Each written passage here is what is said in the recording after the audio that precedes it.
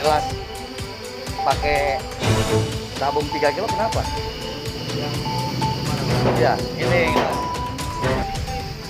di siapa? Enggak, kemarin kita juga lihat. Oh, jadi sebelum diisi pakai ini dulu gitu. Pakai 3 kilo. Belinya dari mana? Yang beli orang kantor.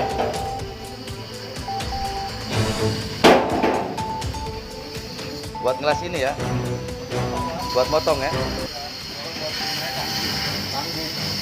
Kamu memantau di sini, tahu nggak? Situasi di sini kamu memaling. Terserah Bapak itu. Kamu memaling kan? Terserah Bapak. Kamu memaling kan? Kau lah di sini memaling kan? Siapa nama kau? Pegang jangan lari dia. Jangan lari dia.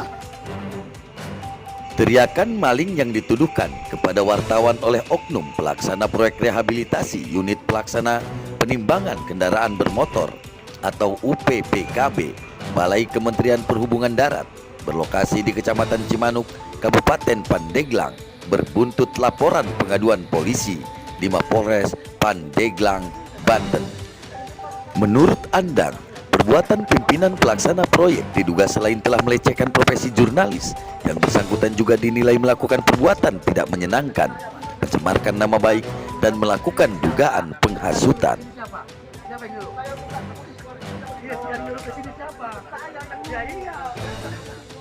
Setelah laporan tadi siang, kita sudah ke Polres Pandeglang dan kita menemui Kasat Reskrim.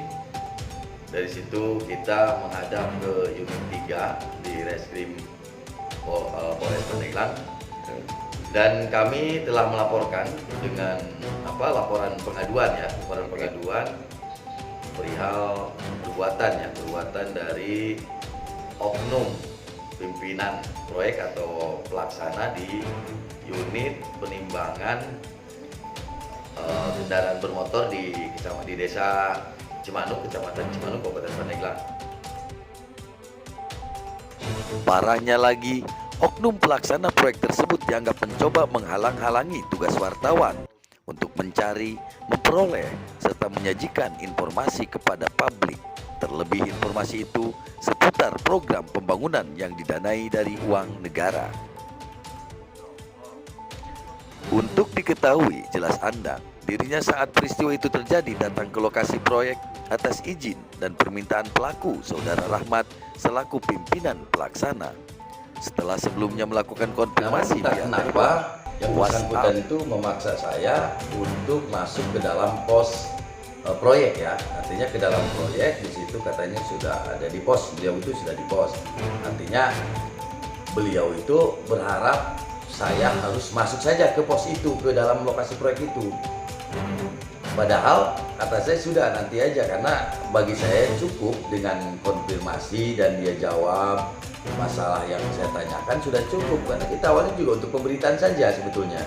Jadi pemberitaannya harus berimbang kan, karena kita menghindari dari delik persitu sendiri. Jadi pemberitaannya harus imbang. Ketika kita konfirmasi dan jawab sebenarnya sudah selesai. Tapi karena dia memaksa untuk masuk saja ke dalam, sudah kamu masuk saja ke dalam, katanya begitu kan. Kamu masuk ke dalam, saya nunggu di pos. Ya terpaksa kita ikutin apa kemauan dia, kita masuk ke pos. Sampai di pos, saya langsung ketemu dengan beliau. Saya tanya, saya bilang, Pak Rahmat ya? Nah, dia juga balik tanya, Pak Andang, oh ya salaman lah, kita berdua itu salaman. Dan saat itu beliau minta saya untuk tunggu di sini, tunggu di sini.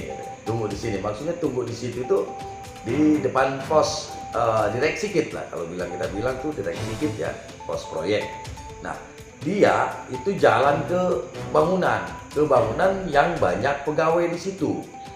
Entah mau apa kita nggak tahu, ya urusan dia itu jalan ke sana. Tapi tetap kita menunggu, sambil menunggu tanpa ras juga apapun, kita menunggu saja di situ sambil menunggu. Kebetulan ada pekerja yang ternyata mengelas, memotong besi itu masih menggunakan gas 3 kg LPG subsidi itu, sehingga spontan saya datang, saya ambil video,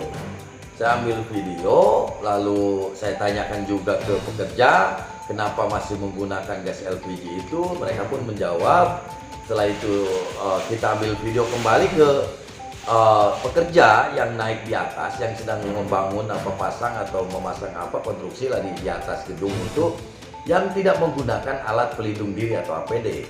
Nah, kita lagi tengah memvideokan, baru beliau Pak Rahmat ini, pelaksana ini, mencak-mencak, memarahi saya, memaki-maki saya sambil lari, berteriak-teriak, anjing, babi, lo ngapain lo foto-foto, video-video di sini lo, ini rumah gua, rumah saya gitu, ini rumah saya bilang rumah siapa, ini kan lokasi proyek, ini proyek yang anggarannya dari negara, siapapun berhak untuk mengawasi, jangankan wartawan, ingat, masyarakat saja boleh loh mengawasi proyek yang bersumber anggarannya dari negara.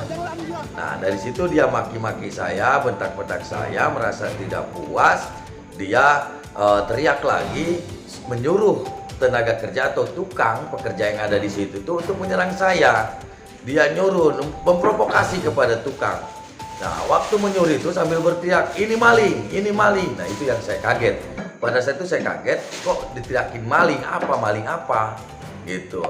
Sudah tidak aman karena banyak di situ pekerja, saya menghindari banyak orang di dalam lokasi.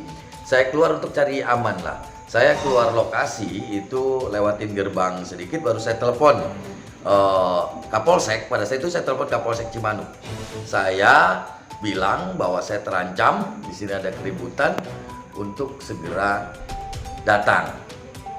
Tapi datang, beliau yang bersangkutan tuh Kapolsek datang dan melerai, pada saat itu melerai. Meskipun sebelum kedatangan Kapolsek kita juga terjadi keributan di luar lokasi, khususnya di jalan raya itu. Jadi kendaraan mobil motor itu pada berhenti karena teriakan maling dia sambil ngejar saya, masyarakat banyak, wah sangat bahaya sekali pada saat itu. Untungnya banyak masyarakat yang pada kenal saya karena saya sendiri orang di situ lah, artinya nggak terlalu jauh tempat kelahiran saya, sehingga ya untuk aksi atau reaksi masyarakat itu tidak terjadi sampai kepada penganiayaan kepada diri saya. Namun karena persoalan ini sehingga melukai hati saya, karena Rahmat ini, si pelaku ini telah mencemarkan nama baik saya juga, dan itu sebuah perbuatan yang tidak menyenangkan buat diri saya. Apa kasus ini bisa segera terproses secara hukum dan dapat ditangani dengan sebaik-baiknya oleh pihak kepolisian, khususnya Polres Pandeglang yang menangani ini. Nah, jadi mungkin seperti itu. Terima kasih. Andang berharap pihak kepolisian dapat menindaklanjuti laporannya dan segera melakukan penyelidikan dan penyidikan agar pelaku menerima sanksi hukuman yang setimpal atas perbuatan. Dari Pandeglang, Banten, tim dialektikanews.com melaporkan.